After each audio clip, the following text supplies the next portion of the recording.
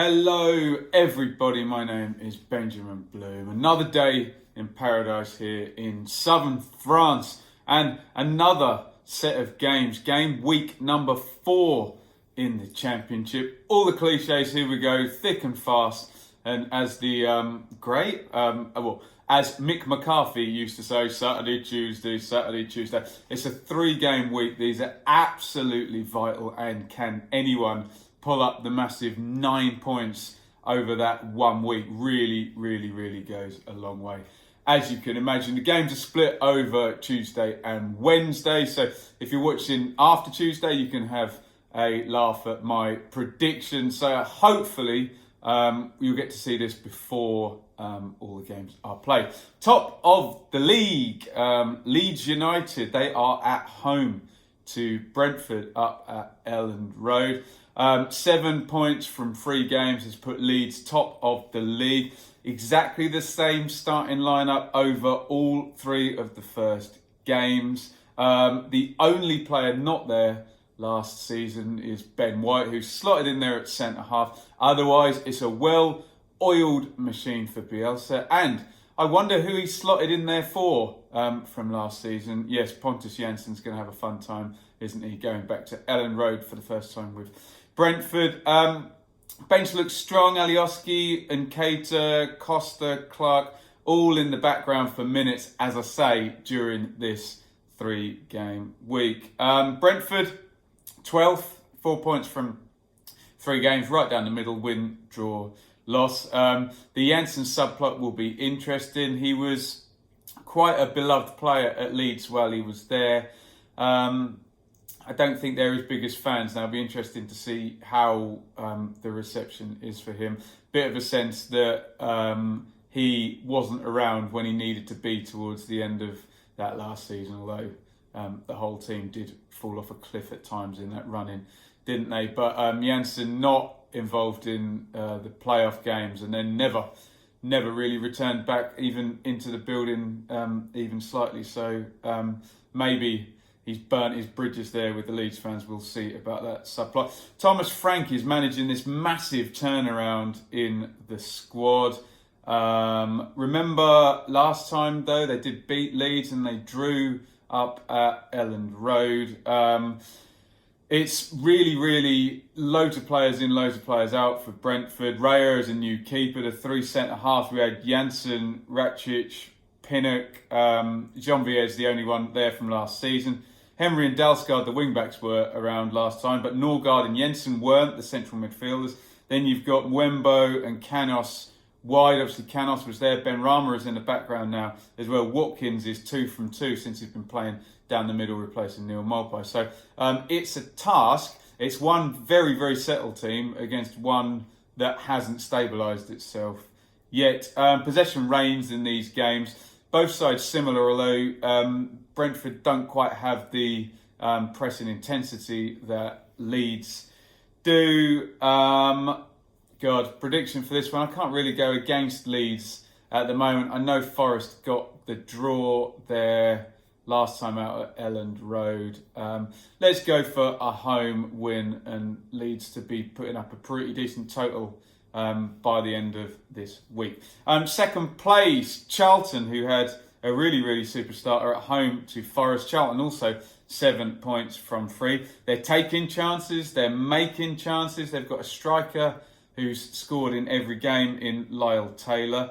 Looks like Bowyer's altered the shape in his games as well, so he's very aware of the opposition. Core of last year's team there. Gallagher's slotted in and scored as well. Lecco is slotted in out of those new arrivals. You'd think Field will get there soon. And Tomer Hemed arriving as well. So, lots going on at Charlton. Giving it a pretty good go, I think. Forest, really encouraging win over Birmingham. They came in 3-0, but they really could have hammered Birmingham by the end of it, looking at all the missed chances towards the end. I like the way they've kind of developed through their games. Lost a tight one against West Brom, then that good draw away at Leeds, which they could well have gone under in, and then the good home performance against Birmingham. The team is stable. There's not been many changes at all, with new players ready to be dripped in. Forest really need a sense of stability there, and Lamouchi not just in the dugout, but in the team. And Lamouchi not changing that, I think, is cause for encouragement. I think Charlton will score, and I think Forest will score. Let's go for a scoring draw in this one. So Charlton to stay unbeaten. I'm not sure Charlton are going to win this one, but that'll probably come back and bite me on the arse, won't it? Third place, West Brom versus Reading. West Brom third, Reading 17th. I think West Brom have kind of snuck in there a little bit unnoticed, haven't they? They had that comeback win over Forest on the opening day. Draw at home to Millwall, which was not spectacular. Millwall playing well, obviously. And then that comeback win, obviously they were behind against Luton, and then they come back to win that one. So they've shown a bit of tenacity to get where they are without really convincing anyone, blowing anyone away yet. But new manager, new first team. Nice start for sure for West Brom, because I think 7 points and third place is a pretty good basis if you are then going to start to improve. Great impact from Diangana off the bench last time. Don't know whether he gets a go. He scored twice. Austin and Pereira both used off the bench. Don't know when they're going to come in, but you'd think they will, as we go through the season, become starters in this team. Reading, they lost their first two. Absolutely spanked Cardiff on Sunday, though, didn't they? Really exciting performance from Reading. And like I was saying about Forest, they really could have scored 6, missed a penalty as well. So Gomez has gone 3 at the back now, which may solve a few problems, particularly the playing out from the back if there's an extra man to pass it to in those initial transitions. And now he's got Puskás and Yao up front with Maite off the bench. So they broke their embargo. They spent a chunk of money, but looking at Puskás' 2 goals at the weekend, and we know Zhao can be very erratic, but very good, obviously, at times. I think Reading have got more of an upside now than they have for a couple of years. So we'll see how that one goes. That said, I think they're going to be too open here at West Brom. I think they could score, but I think they'll probably lose by 1 at the Hawthorns. Let's go for a West Brom home win to keep that one going. QPR 13th versus Swansea. Swansea joined the 7-pointers this weekend, winning 3-2, high-scoring game. A couple of lovely goals in the process. I had a very strange comment from a Swansea fan on the last YouTube videos that I shouldn't mention Graham Potter's new work and it's all about Steve Cooper. Well, I'm very much behind Steve Cooper. I'm very impressed with Steve Cooper. The point I've been making is that the changeover is not like a West Brom where you get loads of your players, or a Forest or whatever where you get loads of your players. So my point has always been that Graham Potter established a really strong pattern of play last season. If you were blindfolded and just had to watch one of those heat maps of players, you'd know Swansea were playing just by the way they played. And what my point has been, I'm not obsessed with Graham Potter, is that Steve Cooper's job, given that he can't bring in a whole load of good players because they don't want to spend the money, is to take what he did well and improve on it. So I don't get the idea that I'm down on Cooper. I'm very much behind Cooper. I like the appointment. If you watch my video about it, I was thumbs up. I thought that was the right way to do it. So, and impressed with Swansea. And Baston has taken the weight up front from where McBurney was. Kalulu's come in James' position, and off you go. Continuity in the Championship. I'll say it 100 times this season. Second year of a 2-year plan, executed consistently. You should be ahead of most of the others who have probably changed their manager, because most people change every year with the manager. So in short, I am behind Swansea. I wasn't having a pop at them at all. Rangers in 13th suffered their first defeat under Warburton. They've started well, and they've played 2 parachute teams as well. Youngsters in there, Bright Samuel and Eze, who now are probably going to, I know Eze played a lot of games, but actually become key parts of the team. Loans and experienced guy looks a decent balance. Let's go for a draw in this one. I think for all Swansea's possession and good goals they scored last time, I think QPR will hold them in this one. We'll go for a draw. It's not called Loftus Road, isn't it? The KPF Stadium. Sorry if I got that wrong. Fulham versus Millwall. This will be a great game, won't it? Fulham in 7th, Millwall in 5th. I was at the last one of these games before Fulham went up at the Den, and the atmosphere was a little bit spicy, to say the least. Millwall have had a really good start, and Things look very positive for them. Beat Preston, drew away at West Brom, beat Wednesday and played the whole second half with 10 men. Obviously, Jed Wallace will not be around. He'll be serving a suspension. I keep talking about the extra options, and now you've got this 3-game week. Maybe you'll see, a Bodvarsson or a Bradshaw start, or Harris have the ability to change it up. Looks really, really good. And I'm eager to see Millwall really get after the Fulham back four. We've seen a slow possession play from Scott Parker and, Ream and Mawson playing into Arter. Millwall they'll eat that up if it's not snappy and quick enough, and they'll take great delight. So it could be that kind of area is the source of all the action. If Millwall steal it, they can score. If they commit players to the press and Fulham play through, then you've got people like Kearney, Knockaert and Cavaliero have beaten the press. So that could be the key to that game. It could be very interesting. Fulham with back-to-back wins. Steven Sessegnon into the back four. Otherwise, he's kept the personnel very similar. Thought we might see Harrison Reed in over Stefan Johansson, but no, he's kept it really, really good 11 at that level. And you just got to reel off these names. It's Arter and Kearney, Knockaert and Cavaliero, Ride Mitrovic should boss this league. But Millwall are going to go there and score, aren't they? Let's go for another draw. I'm very, very draw heavy. I just think Millwall are in a very good moment. And we know what kind of momentum type manager Neil Harris is in. When they get going, they really get going, don't they? And I can see them having a certainly good first few months of the season. Draw. 6th place is Sheffield Wednesday versus Luton in 21st. Wednesday, first defeat at 10-man Millwall. They're tucked in behind the leaders, looking to get back on track against Luton. These two played in the Cup in January. Wednesday got the win after a replay, whilst Luton were in the midst of their promotion season. Wednesday are still starting without a couple of real Championship specialists in the past. I don't know whether they still are in Rhodes and Bannon. Bannon surely is. Threat mainly out wide from Jacob Murphy and Kadeem Harris. Luton only have 1 point so far, but I think they've had a decent start. It was a battling draw against Boro 3-3. Last seconds defeat against Cardiff, and then they led against West Brom. So 2 parachute teams in there and 1 team with parachute money last season. 3 ex-Premier League teams. I don't think the 1 point really tells the whole story there.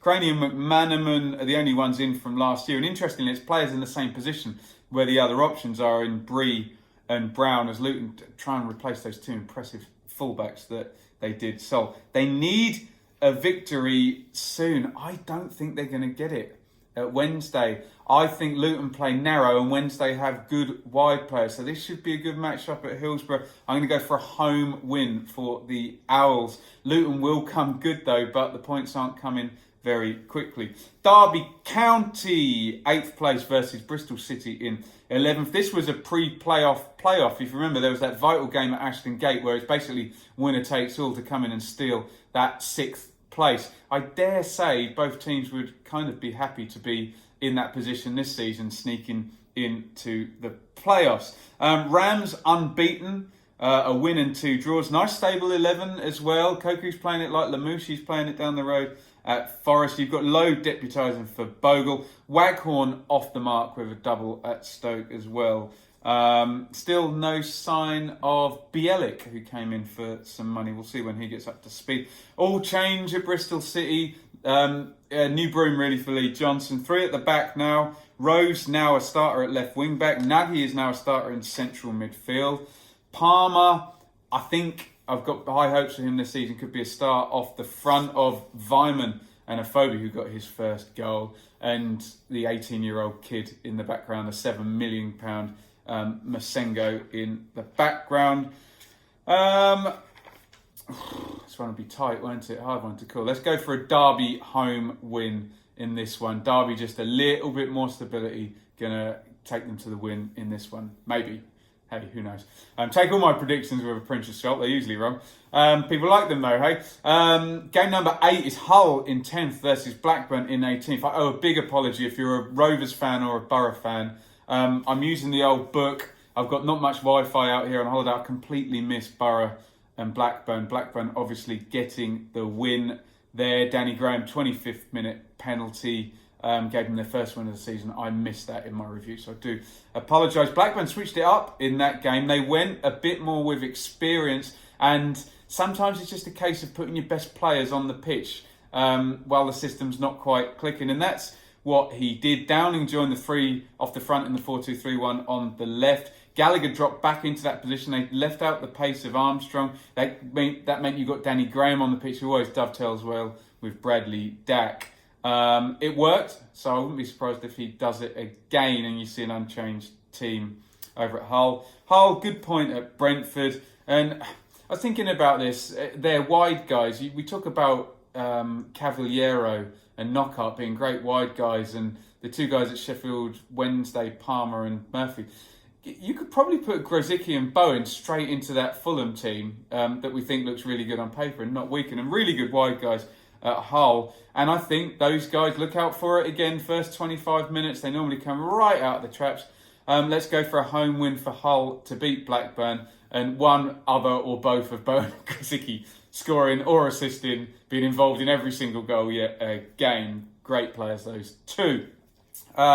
Right, 3 more to go. 9, 10, 11, 12. Birmingham versus Barnsley. Birmingham 15th versus Barnsley in 14th. Both of these teams started with a really good win and then 1 point from the next two. Barnsley had us all reviewing our 1-24 predictions with that great win over Fulham. But some accusations they were a bit too open away at Sheffield Wednesday and got picked off. They nearly beat Charlton though. That being said, 89th minute equaliser in the game versus Charlton. Held to a 2-2 draw. Their Blues, they took a bit of a pasting, as we said, at Forest at the weekend. Could have been worse. And you've now got these really good technical players in Sunjic, Crowley and Villabla all added to Gary Monk's team. And let's be honest, Gary Monk's team was very meat and potatoes, wasn't it? It was very straightforward, very good. I enjoy watching them. Jukovic and Adams providing the bulk of the goals. Now, bit more emphasis on the midfield rather than hitting the front, and they would get Magoma and Hotter in around those two, creating stuff, and Mahoney as well. Well, Mahoney's not there. Hotter's gone to Villa, and Magoma I didn't see in the last starting 11. Don't know whether he's fit or not. Goodness me. Let's go for Birmingham to sneak this one over Barnsley. Preston in 16th versus Stoke in 24th, and hit me up in the comments if I'm wrong. I'm seeing these two as probably should have done better hard luck stories so far. Preston, tight game against Millwall and they lose. Tight game against Swansea and they lose. Swansea, good finishing in that game, and they spanked Wigan in the meantime. They'll think they should have got something in all three. And Stoke seem to be creating chances and still losing, missing plenty of those chances, and they seemingly have hit the woodwork already about 5 times across those 3 games and have a measly 1 point and are bottom of the league. That said, if you're not quite at it, you don't want to go away to Preston, who will eat you up. Some signs of Gregory and Hogan combining in the last game. Jones needs wins and he needs his players on the pitch to take the chances they create. I am not going to back against Preston to lose at home to bottom of the league, Stoke. I'm going to go for a Preston win. More misery for Nathan Jones.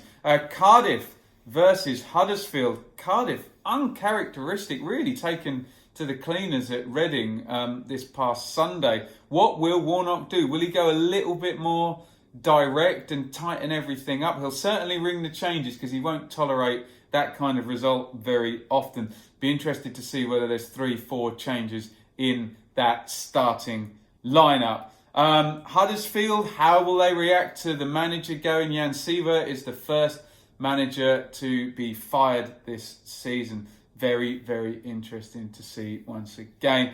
I think Cardiff win this one, don't they? I think they come back. They'll probably score from a long throw, a corner and a free kick and let Huddersfield score as well and win 3-1 or something. We'll definitely learn a lot about these two teams, how the first part of the season's going to go. I've predicted Cardiff to do well. I'm going to stick with it for now. Finally, Boro versus Wigan. Again, apologies, I missed out the Boro game in the last one. Boro, no wins for Woodgate so far in the 4 games. Only that draw at Luton. They should have won that game as well. It's fine margins, isn't it? And then maybe off you go. They had a penalty at 3-2 and a Sombalonga put it into orbit way over the crossbar there. Strategy looks sound from Woodgate, stuck with his kind of inverted wide players. He's now moved Housen into midfield.